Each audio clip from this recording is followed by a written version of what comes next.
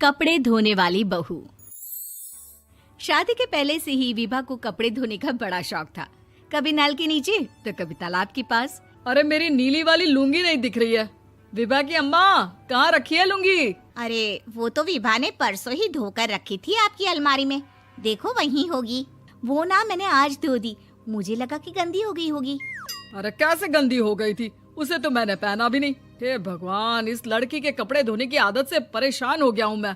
जितना तो घर में राशन नहीं आता, उससे कहीं ज्यादा डिटर्जेंट पाउडर का खर्चा है। इसकी शादी करवा दो, शादी जाए अपने घर में ही करे काम, फिर चाहे घर के कपड़े धोने हो या पूरे गांव के। हाँ ठीक बोल रही हूँ, देखता हूँ मैं कोई लड़का। वो दिन भी आ जाता है जब विभा को देखने लड़के वाले आ जाते हैं। लड़की मुझे अच्छी लगी। होने वाली सास कहती है, बेटी अगर कुछ पूछना है तो पूछ लो। वैसे तो हमारी लड़की बहुत ही शर्मीली है, जो बोल दो वो मान लेती है, इसे क्या पूछना होगा। अरे कैसी बात कर रही हो माँ, मुझे इन लोगों के घर रहना है, सवाल तो कई है। हाँ हाँ बेटा, पूछ लो ना, क्या पूछना है। आप लोगों के घर कपड़े कौन धोता है? सास का मुंह बन जाता है। देखो, अगर तुम ये कहना चाहती हो कि तुम्हें कपड़े धोने नहीं आते तो सुन लो, कपड़े मैं ही धोती हूँ, लेकिन तुम्हारे आ जाने के बाद मैं रुमाल तक नहीं धोऊंगी। अरे चुप रहना भाग्यवान, बहू बेचारी घर आई नहीं, उसे डराना शुरू कर दिया। वो क्या है ना बिटिया, अभी तक तो ये कल्लू की माँ ही धोती थी, लेकिन अब तुम्हारे पापा तो दहेज में वॉशिंग मशीन देंगे ही। तभी विभा की माँ बोल पड़ती है, सवाल भी पूछा तो क्या। वैसे भाई साहब, मशीन की तो फिर भी कपड़े धोने की कैपेसिटी होती है। मतलब जो बिटिया दे रहे हैं ना विभा, इसे कपड़े धोने का बहुत शौक है। ये आप लोगों के क्या, आस पड़ोस गांव मोहल्ले सबके कपड़े धो दे और उफ तक ना करे। बाहर देखा नहीं आपने कितने कपड़े सूख रहे हैं? सब हमारी बिटिया ने ही तो धोए हैं। बस भी करो ना माँ, शर्म आ रही इतनी तारीफ सुनकर। और तो और एक दाग निकाल कर दिखाओ तो मान जाऊं। हाँ अच्छा, माफ करना बेटा, मैंने गलत समझा। हमें तो रिश्ता बहुत पसंद है। और ऐसे जुड़ जाता है रिश्ता कपड़े धोने का शौक रखने वाली विभा का। उसकी शादी हो जाती है कोयला फैक्ट्री में काम करने वाले कल्लू के साथ। शादी के बाद अचानक विभा चिल्लाती हुई सास के पास आती है। सासू माँ, अरे सासू माँ कहाँ है आप? ये तो धोखा है, धोखा दिया आप लोगों ने मुझे।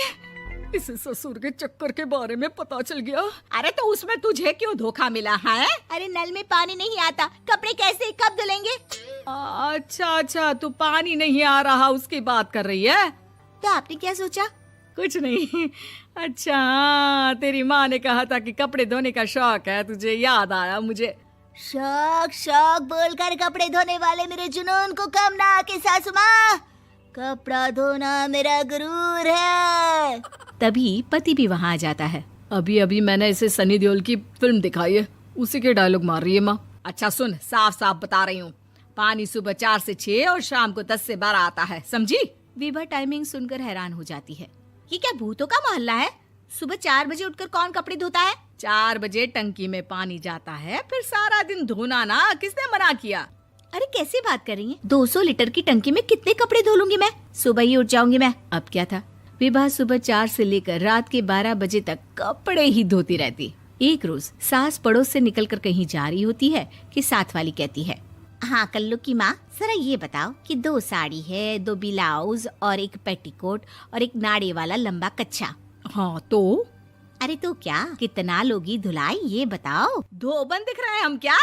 हमारे पति सरकारी नौकरी से अभी रिटायर हुए हैं और बेटा सुपरवाइजर है कोयला फैक्ट्री में। धोबन समझ रखा है हमें। हाय रे कल्लू की अम्मा, माफ कर दो, वो तो मोहल्ले में यही सब बता रहे थे कि तुमने बहू को कपड़ा धुलवाने के काम में लगा दिया है। सास को पड़ोसन की बात सुनकर गुस्सा आ जाता है। वो घर पहुंचती है जहां घर के बाहर ही इतने सारे कपड़े सूख रहे होते हैं जितने कि किसी धोबन के घर पर। अरे ओ कल्लू की दुल्हन, बाहर निकल। माँ जी यहीं आ जाओ, बाथरूम में चादर धो रहे हैं हम। अरे अभी हम धोते हैं, तुमको बाहर निकलो। ये आस पड़ोस वाले बोल रहे हैं कि हम बहू से कपड़े धुलवा कर उसे कपड़ा धोने वाली बना दिए हैं। अरे छोड़ो ना माँ जी, किन लोगों की बातों में आती हो? आस पास के लोगों का तो काम ही होता है कि वो किसी तरह सास बहू को लड़ा दे। बहू सारे घर के कपड़े धोती है, ये क्या कम है? बोलिए। सास को भी लग जाता है कि वो बहू का ये सनकीपन नहीं छुड़वा सकती, इससे अच्छा है कि खुद ही चुप हो जाए। एक रोज सास और बहू मंदिर जाते हैं, जहाँ सास की साड़ी वहाँ खड़ी भीख मांगने वाली से मिलती है। माँ जी क्या बात है, आपकी साड़ी उस भिखारन से कितनी मिल रही है ना? हाँ हाँ देखो तो, दोनों की साड़ी मिल रही है। क्या बात है कल्लू की अम्मा, तुम खुद को तो अफसर की बीवी बताती हो और ऐसी सिंपल सी प्लेन साड़ी पहनकर घूमती हो। सिंपल और प्लेन नहीं है ये साड़ी। तो क्या सोने के धागे से फूल बने हैं? कुछ भी सासू माँ, कुछ भी। हाँ बने थे इस साड़ी में सोने के धागे से फूल। मेरे पति लेकर आए थे मद्रास से स्पेशली मेरे लिए 10,000 की। ताहे भाई साहब इस भिखारन के लिए भी सेम टू सेम साड़ी लेकर आए होंगे 10,000 की। सास उस वक्त तो कुछ नहीं कहती, लेकिन बहू के साथ घर आती है और अलमारी से एल्बम निकाल कर लाती है। ये साड़ी देख रही है, ये वही साड़ी है जिसे मैंने अभी पहना था। इस साड़ी में ये जो चमकदार फूल दिख रहे हैं ना, ये सोने के धागों से काढ़े गए हैं। लेकिन तू लोकल वॉशिंग मशीन ब्रश से घिस घिस कर सारे फूलों को निकाल कर साड़ी प्लेन कर दी। मुझे माफ कर दीजिए सासू माँ। और तो और, जब मैंने तुझे तेरी गलती के लिए कुछ नहीं कहा, लेकिन तूने तो सबके सामने मेरा मजाक ही बना दिया। क्यों? बहू को समझ में आ जाता है कि अब से उसका कपड़े धोना बंद।